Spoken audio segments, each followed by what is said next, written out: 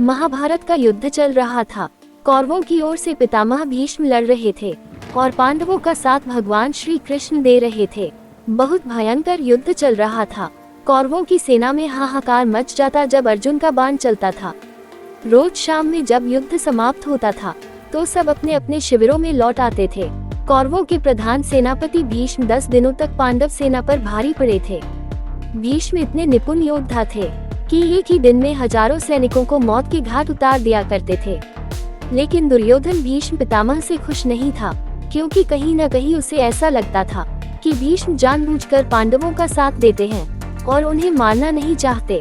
पितामह भीष्म भी अपने शिविर में पहुंचते थे और जब भी वे वहां पहुंचते थे, वहां दुर्योधन उन पर आरोप लगाने के लिए तैयार रहता था। जैसे ही भीष्म पितामह वहां पहुंचते थे, दुर्योधन उनसे कहता था, पितामह मुझे लगता है आप पूरी ताकत के साथ युद्ध ही नहीं कर रहे हैं। ऐसा लगता है आप हमारी तरफ से नहीं बल्कि उन पांडवों की तरफ से युद्ध कर रहे हैं। आप पांडवों का वध क्यों नहीं कर रहे हैं? रोज शाम में दुर्योधन यही आरोप पितामह पर लगाता था। एक दिन पितामह भीष्म युद्ध के बाद जब अपने शिविर में पहुंचे तो बहुत ही थके हुए और दुखी थे। उसी समय दुर्योधन भीष्म के शिविर में पहुंचा। भीष्म चिंतनशील होकर शिविर में बैठे थे।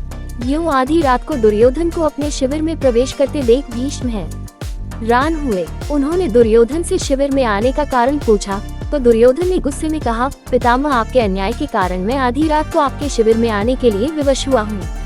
आप अगर पूरी कर्तव्य निष्ठा के साथ पांडवों के साथ युद्ध करते तो शायद मुझे यहाँ नहीं आना पड़ता। 10 दिन हो चुके हैं, लेकिन आप अभी तक पांडवों को पराजित नहीं कर पाए हैं। मुझे तो लगता है कि आप केवल लड़ने का अभिनय कर रहे हैं। आपको आज भी पांडवों से प्रेम है और आप मेरे खेमे में रहते हुए भी मेरे शत्रु बने हुए हैं। दुर्योधन के मुख से ऐसी बात सुनकर पितामह भीष्म भी अब तंग आ चुके थे और उन्होंने गुस्से में प्रतिज्ञा ले ली, मैं गंगा पुत्र भीष्म कल युद्ध भूमि में उतरूंगा और पांडवों का वध करूंगा, इस धरती को पांडवहीन कर दूंगा। ऐसे आरोपों से आक्रोशित भीष्म ने दुर्योधन को मंत्र पढ़कर 5 सोने के तीर दिखाए और कहा कि कल इन्हीं बाण से पांडवों का अंत कर देंगे। भीष्म ने अपनी शस्त्र विद्या का प्रयोग करते हुए सोने के 5 तीर निकाले और इसे अभिमंत्रित करके बोले, दुर्योधन तुम व्यर्थ में मेरी कर्तव्य निष्ठा पर संदेह करते हो। मैं कल एक ही दिन में 5 पांडवों को इन बाणों से समाप्त कर दूंगा। फिर पांडवों में मरते हुए युद्ध का परिणाम तुम्हारे पक्ष में आने लगेगा। भीष्म पितामह की बात सुनकर दुर्योधन प्रसन्न हुआ, लेकिन फिर भी उसके मन से संदेह नहीं गया। दुर्योधन भीष्म की बातों को सुनकर प्रसन्न तो हुआ, लेकिन खुद छल कपट में माहिर रहे दुर्योधन को भीष्म की बातों में भी छल कपट ही नजर आया।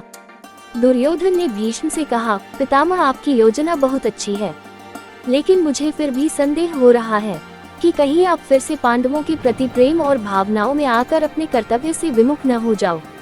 मुझे संदेह है, इसलिए मुझे ये बाण दे दो। मैं युद्ध भूमि पर आपको ये 5 बाण लौटा दूंगा, तब आप मेरे सामने पांडवों का वध कर देना। दुर्योधन की बात सुनकर भीष्म ने 5 अभिमंत्रित बाण दुर्योधन को दे दिए।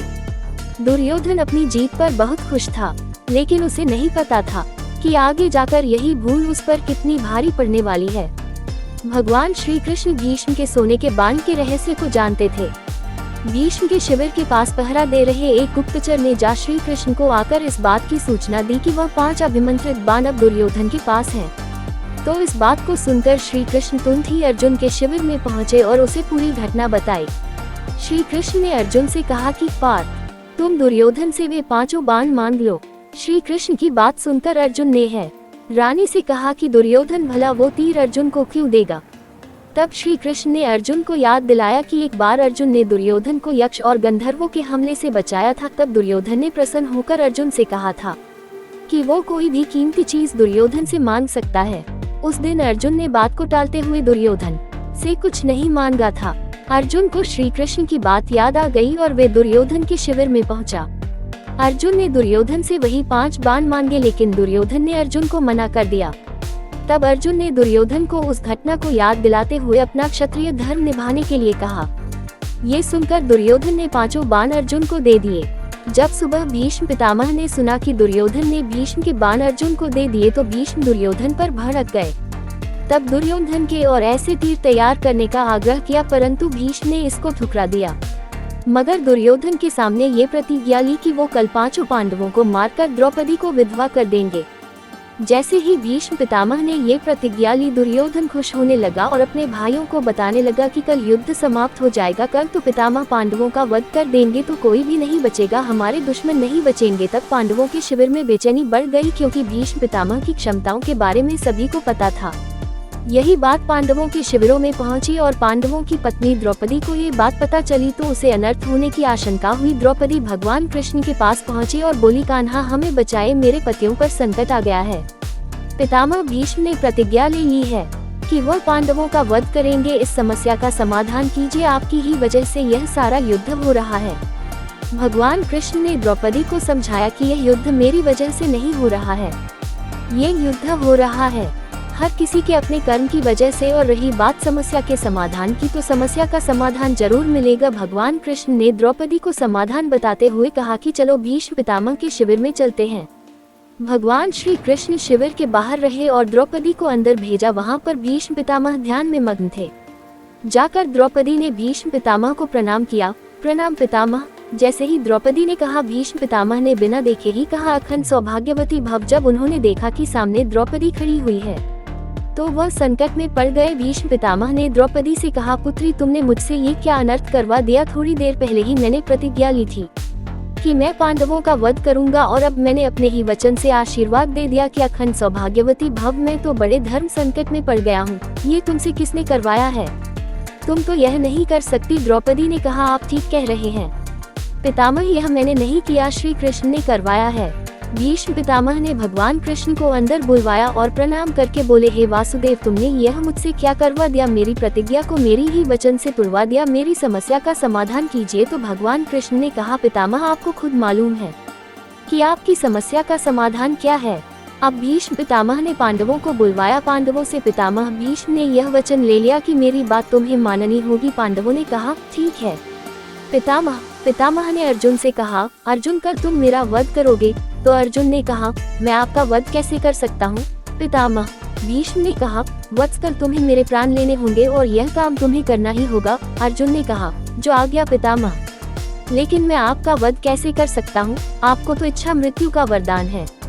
भीष्म पितामह ने कहा, तुम बात तो ठीक कह रहे हो, जब मैं अपनी पूरी ताकत से लड़ूंगा तो महादेव के अतिरिक्त मुझे कोई और परास्त नहीं कर सकता, लेकिन एक युक्ति है जिससे तुम बच सकते हो, तुम मेरे सामने युद्ध भूमि में किसी नारी को लेकर आ जाओ। पांडवों ने कहा, पितामह युद्ध भूमि में नारी कैसे आएगी।